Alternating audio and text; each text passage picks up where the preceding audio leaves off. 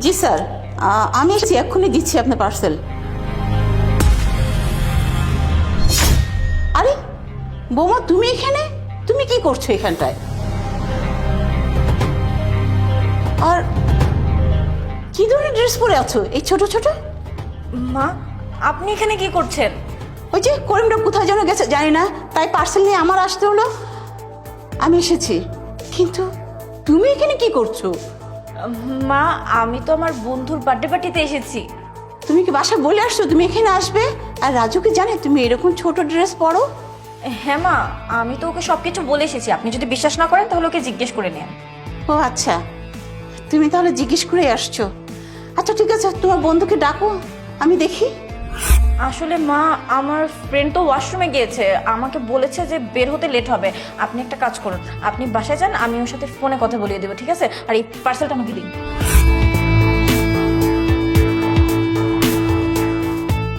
কি হয়েছে বেবি? উনি কে? এই ছাড়ো ছাড়ো, হাত ছাড়ো। বৌমা, এই ছেলেটা তোমাকে ধরে কেন? মা, আমি আপনাকে বলেছিলাম না আমার বন্ধুর কথা, ওই তো আমার বন্ধু। বন্ধু? আচ্ছা, আপনি একটা কথা বলুন তো, আপনি কেন এত প্রশ্ন করছেন? হ্যাঁ, আপনি কে? দেখুন, আপনি জিনিস দেওয়ার জন্য এসেছিলেন, রাইট? জিনিস দেওয়া শেষ। আচ্ছা ঠিক আছে, এখন বলুন আপনার কত টাকা বিল হয়েছে সেটা বলুন। 500 টাকা হয়েছে। এই নিন আপনার টাকা, এখন যান, চলো তো।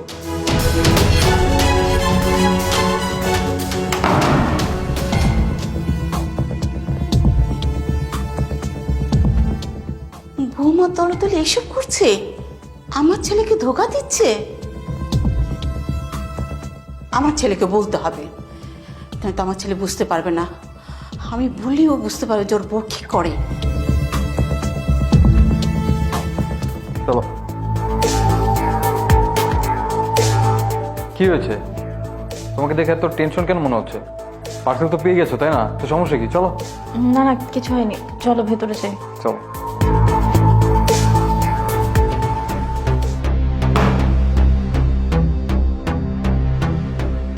ও বাবা, তুই আসছোস? হ্যাঁ মা। আচ্ছা মা, ভালো কথা, তুমি না আমাকে ফোনে বলছিলে কি একটা জরুরি কথা বলবে, কি হয়েছে বলো তো? তুই কি জানিস তোর বউ তোকে ফাঁকি দিয়ে কোথায় আছে, কার বাসায় আছে? হ্যাঁ আমি তো জানি, ও তো আমাকে বলেছিল ও বোধহয় ওর কোন বান্ধবী কি জানি নাম, রানীর বার্থডে পার্টিতে গিয়েছে। কেন, কি হয়েছে? না, ওর কোন বান্ধবী বাসায় যায় নাই, ও একটা ছেলের বাসায় গেছে, ওর ছেলে বন্ধুর বাসায় গেছে। আর কি ছোট ছোট ড্রেস পরে আছে! বউ মানুষ এইসব ছোট ছোট ড্রেস পরে নাকি? আরে মা, তোমার কোথাও একটা ভুল হচ্ছে। ও তো কখনো ওয়েস্টার্ন জামা কাপড় পরে না। আর আমি তো নিজের চোখে দেখেছিলাম দোকানে যাওয়ার আগে, ও তো স্যালোয়ার কামিজ পরে বাসা থেকে বের হয়েছিল। কি সব উল্টাপাল্টা কথা বলছো মা তুমি? বেবি, আমার লেট হয়ে যাচ্ছে, আমি বাসায় যাই। ঠিক আছে, যাও। কিন্তু তুমি যে বাসায় যাবে, তুমি তো ড্রেসই চেঞ্জ করলে না। ও শিট, আমি তো ভুলেই গেছি ড্রেস চেঞ্জ করতে। আমি ড্রেসটা চেঞ্জ করে আসি।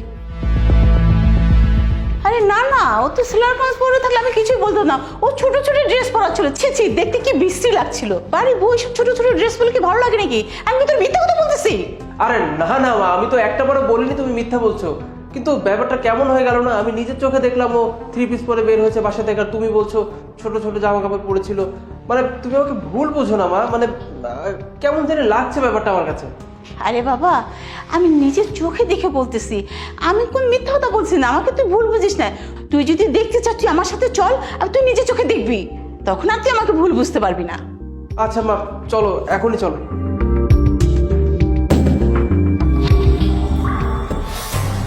বেবি, আমি চেঞ্জ করে চলে এসেছি, এখন যাই। হ্যাঁ চলো।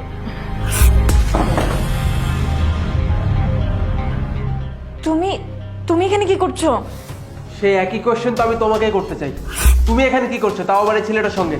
আমি তোমাকে বলেছিলাম না আমার বান্ধবী রানীর জন্মদিন, ও মাত্র কিছুক্ষণ আগেই বের হলো। রানীর জন্মদিন? কিন্তু তুমি তো আমাকে বলেছিলে রানীর জন্মদিন হওয়ার কথা একটা রেস্টুরেন্টে, রাইট? তাহলে তুমি এই বাসায় কি করছো? আচ্ছা থাক, তোমাকে কিছু বলতে হবে না, আমি নিজে রানীকে ফোন দিয়ে সব কথা জেনে নিচ্ছি। ওয়েট। আরে না না, ফোন দিতে হবে কেন? ও যখন এখান থেকে যাচ্ছিল না, তখন ওর ফোনের চার্জ প্রায় শেষ হয়ে গেছিল। এখন মনে হয় ফোনটা বন্ধ হয়ে গেছে, তোমার ফোন দেওয়ার দরকার নেই। ও আচ্ছা, তাই না? আমাকে দেখে কোন অ্যাঙ্গেলে তোমার বলদ মনে হয় বলো তো? আমি কি ছোট বাচ্চা যে তুমি আমাকে ভূগোল বোঝাও আর আমি সেটাই বুঝবো? ধর তো তুমি পড়ে গিয়েছো, তাই না? আর কত মিথ্যা বলবে তুমি বলো? আমাকে তুমি আর কত মিথ্যা বলবে? মা যখন ডেলিভারি দিতে এসেছিল মা তখন এই ছেলেটার সঙ্গে তোমাকে দেখে নাই, এই ছেলেটা তোমার গায়ে হাত দিচ্ছিল কেন বলো? তোমার সঙ্গে এই ছেলেটার যদি কোনো ঘনিষ্ঠ সম্পর্ক নাই থাকে তাহলে এই ছেলেটা তোমার গায়ে কেন হাত দিচ্ছিল বলো? Answer me. এই ওয়েট এ মিনিট, আপনি কে? আপনার পরিচয় কি? আপনি কেন এত কোশ্চেন করছেন? ওকে, ওর সাথে কি সম্পর্ক তোমার? এই ভাই 1 মিনিট আস্তে কথা বলো। আমি বলছি তোমাকে আমি ওর কে হই, আমি ওর হাজবেন্ড হই। ও তার মানে ওর কাছে তুমি আমার পরিচয় লুকিয়েছিলে না? মানে একসঙ্গে তুমি ডাবল টাইমিং করছিলে?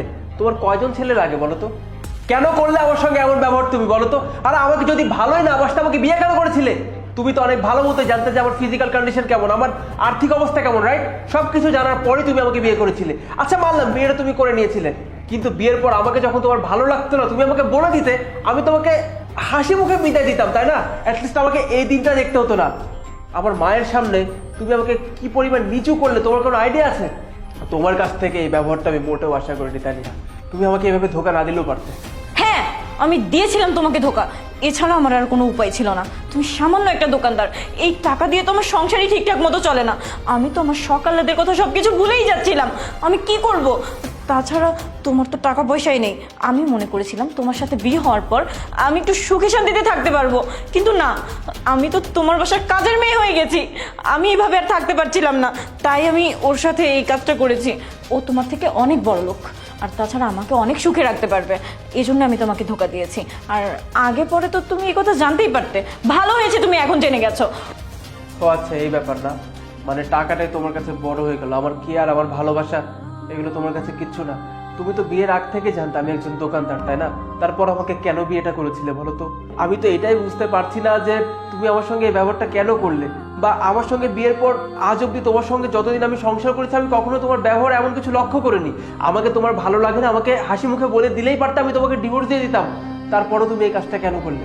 হ্যাঁ, কিভাবে পারলে এই কাজটা করতে তুমি? বাদ দে বাবা, এই খারাপ মেয়ের সাথে কথা বলার কোনো দরকার নেই। ওরে তো আমরা কোর্টে দেখে নিব। চল বাবা। দাঁড়াও মা, চলে তো যাবই, তবে যাওয়ার আগে তারই একটা কথা বলে যাচ্ছি তোমাকে। আজকের পর থেকে আমার সঙ্গে তোমার আর কোনো সম্পর্ক নেই। আজকের পর থেকে তুমি আমাকে কোনো রকম ফোন বা SMS দেওয়ার চেষ্টা করবে না। ডিভোর্স লেটার কিছুদিনের মধ্যে আমি তোমাকে পাঠিয়ে দেবো।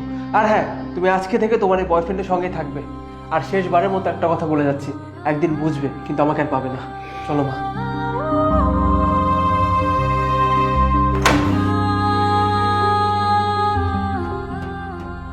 ভালো হয়েছে ওরা আমাদের রাস্তা থেকে চলে গেছে। এখন চলো, তুমি আর আমি বিয়ে করে সুখে সংসার করব। Just shut up. তুমি কি ভেবেছো এত কিছু দেখার পর আমি তোমাকে অ্যাকসেপ্ট করে নিব? তোমার আসল রূপ আমি খুব ভালো মতো বুঝতে পেরেছি। তোমার মতো মেয়ে মানুষের টাকা পয়সা বাড়ি গাড়ি দেখলে মতিগতি চেঞ্জ করে ফেলায়। তোমার মতো মেয়ের সাথে আমার এই মুহূর্তে সম্পর্ক শেষ। তোমাকে আমি আর চিনি না, বুঝতে পেরেছো? এসব তুমি কি বলছো? তোমার জন্য আমি আমার শাশুড়ির সাথে কত খারাপ ব্যবহার করেছি, আমার হাজবেন্ডকে ধোকা দিয়েছি, আর তুমি এখন আমাকে এইসব কথা বলছো? হ্যাঁ, আমি তোমাকে বিয়ে করতে পারবো না। দেখো প্লিজ আমার সাথে এরকম করো না। তোমার জন্য আমি আমার শাশুড়ির সাথে কত খারাপ ব্যবহার করেছি, আমার হাজবেন্ডকে ধোকা দিয়েছি। প্লিজ তুমি আমাকে বিয়ে করো, না হলে। Shut up. তোমার সাথে আমার কোনো সম্পর্ক নেই। আর বিয়ের কথা বাদই দাও। তোমাকে আমি এই মুহূর্তে আর লাইফ থেকে আমি বের করে দিলাম। তোমার সাথে আমার কোনো সম্পর্ক নেই। তুমি এখন এই বাসা থেকে বেরো।